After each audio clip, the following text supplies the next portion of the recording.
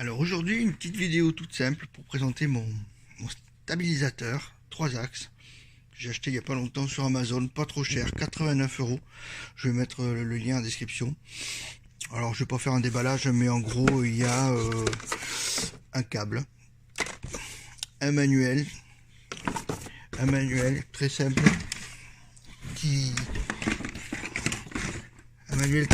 ou tout en anglais par contre. Pas très intéressant. Ce qui est bien, c'est qu'il est fourni pour 89 €. Il est quand même fourni avec une housse de transport et c'est pas mal. Voilà. Donc on va déballer, on va le sortir. Voilà. Alors dans sa housse, il se présente comme ça. Là, on a un petit bouton pour pouvoir gérer avec l'application le zoom. Devant, on a le bouton pour l'allumer, le bouton pour changer les modes et un petit stick pour gérer. Sur le côté, on a une prise USB pour le recharger. Il a une autonomie annoncée de 12 heures, donc jusqu'à là je ne l'ai pas utilisé suffisamment de temps pour savoir. Et une petite prise pour recharger éventuellement son smartphone. Du coup, si on le recharge, il ne durera pas 12 heures, ça c'est évident. Très intéressant, il a une petite vis pour le régler sur un pied. On verra tout à l'heure avec les fonctions du logiciel, ça peut être assez intéressant. Alors à savoir, c'est que sur tous les stabilisateurs, quand on va mettre le téléphone dedans, il faut qu'il reste le plus possible à l'horizontale. Donc pour le régler, on a une petite vis qui se situe ici, qui permet de régler la balance, mais je le ferai tout à l'heure. Je filmerai avec autre chose puisque je vais mettre le téléphone là-dessus. Et là, on peut mettre le téléphone soit en mode vertical, soit en mode horizontal. Voilà pour la présentation de l'appareil. Après, c'est pas très lourd. Voilà, ça, comme tous les autres. Ah oui, il y a des petits boutons derrière qui permettent de déclencher. Alors pour ceux qui utilisent l'application du téléphone, normalement le petit bouton qui est là en Bluetooth, il correspond au bouton volume plus de votre téléphone. Du coup, dans l'application, faut mettre le déclencheur là-dessus. Voilà, revenu sur l'installation du téléphone dans le stabilisateur. Donc la première chose à faire, c'est de prendre le téléphone, l'écarter là, et c'est pas facile quand on a une seule main.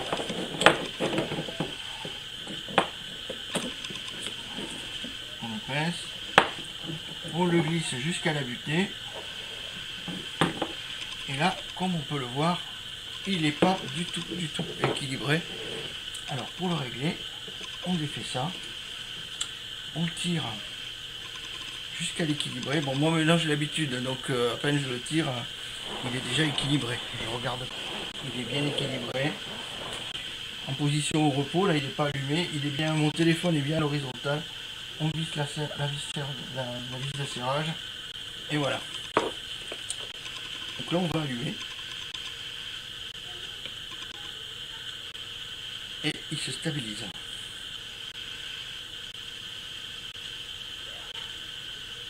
Donc là on est avec l'application normale. Donc par défaut il est en mode suit, c'est-à-dire qu'il fait des mouvements plus souples. Donc voilà, alors on se met, moi j'ai une application, hop là, qui s'appelle Gimbal Pro, qui est gratuite sur le store, qui marche avec le mien. Là on voit mon stabilisateur qui est en Bluetooth, je me connecte. Donc comme on peut le voir, là on peut choisir directement les modes, ou par exemple on se met sur tout verrouillé. C'est-à-dire que les deux axes sont verrouillés, si je prends mon stabilisateur, le téléphone est toujours... il va rester figé sur sa cible. Voilà. On appuie, ça fait des photos. On peut arriver, suivi complet, c'est la mode par défaut quand on le démarre. Suivi horizontal, c'est-à-dire que le téléphone reste toujours horizontal. Voilà pour les modes qu'on a. Alors très intéressant, là je vais passer en mode selfie. Là, je vais changer de caméra, où on va me voir, voilà. Une fonction qui est pas mal, c'est quand on appuie là, on a la fonction tracking du visage. Là, il m'a repéré. Et par exemple, il va automatiquement me suivre. Voilà, alors l'avantage, c'est que quand on veut faire des vidéos où on est nous-mêmes, ça fait un petit peu la fonction caméraman, il suit le visage. Et donc une petite démo du mode suivi du visage. On appuie sur le petit truc suivi. Apparemment, il y a suivi des objets, j'ai pas encore trouvé trop comment ça marche. Mais le suivi du visage, on appuie là, on a un petit carré là qui se met sur l'écran. Et le téléphone suit le mouvement. Il suffit d'appuyer sur enregistrement. Petite démonstration de suivi du visage. Je me déplace un petit peu par là. La caméra suit, elle se recale. Et voilà. Bon, c'est une petite fonction vraiment pas mal. Il suffit d'appuyer là pour l'annuler. Annulation du suivi. Et voilà. Alors ensuite, nous avons plusieurs modes. Pour le mode filmé, nous avons vidéo, slow motion, retardateur et compte à rebours. Donc il y a plus de l'option. Et en mode photo, il y a plusieurs modes de photo. Donc on a le mode simple, retardé de 2 secondes, enfin toutes les 2 secondes, toutes les 3 secondes, 5 secondes. Ça, j'ai pas encore essayé. Pour voir, on va essayer une photo de 2 secondes. Voyons voir ce que ça donne. Logiquement, voilà, il attend 2 secondes, schlac, il fait la photo. Pas trouver trop l'intérêt de ça, de devoir attendre 2, 3, 5 ou 10 secondes. Ce qui est plus intéressant, c'est qu'on a une fonction panoramique. Alors on va se mettre comme ça. Oui. Panoramique en 180 degrés. Et vous allez voir, il va faire automatiquement.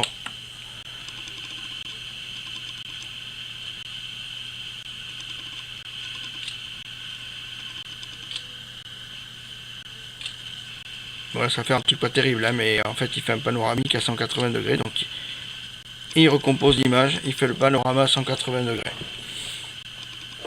Voilà. Il fait normalement la même chose, mais en 360. Là par exemple, on va se mettre en 360, êtes-vous sûr? Allez, on y va.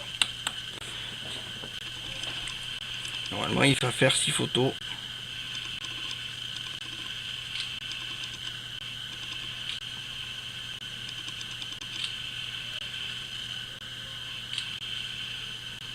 Il va prendre 8 photos et recomposer le panorama soi-disant 360. Bon.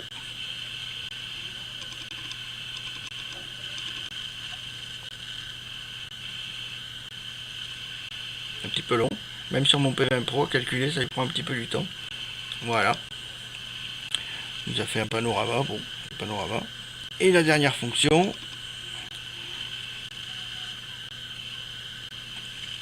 La dernière fonction qui est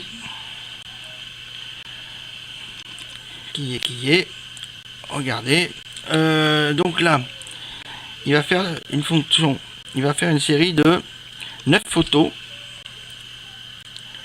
pour prendre tout un mur plus large. Bon, moi sur mon P20 Pro il le fait en natif avec l'application de la photo, mais bon, selon les téléphones qu'on a, ça peut avoir un côté intéressant.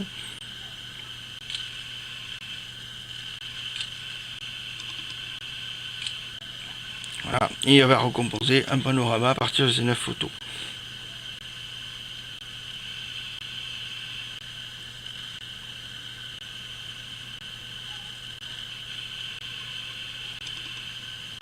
Voilà, il fait une grande photo. Bon. Après ça dépend de l'appareil photo. Moi mon P20 Pro fait des photos comme ça naturellement. Ici donc on voit les petits icônes bleues qui disent les blocages. Bon, on peut le choisir là aussi, hein. Suivi complet, suivi horizontal, c'est exactement là. Les scènes mode marche lente ou sport. Après on a aussi divers réglages. Là c'est les réglages de photo, balance des blancs, mode photo HDR, le mode beauté, etc., etc. Moi je mets une grille parce que j'aime bien voir la grille. Ici on a le lien vers le Bluetooth, l'état de la batterie de mon téléphone, l'état de la batterie du stabilisateur. Et on a à peu près fait le tour de toutes les fonctions qu'on a. Dans les préférences, on peut régler les préférences de la caméra, donc bon, c'est pas très intéressant. De ce qu'ils appellent le gimbal, donc c'est le stabilisateur. configuration rapide pour un joystick rapide, moyen ou lent.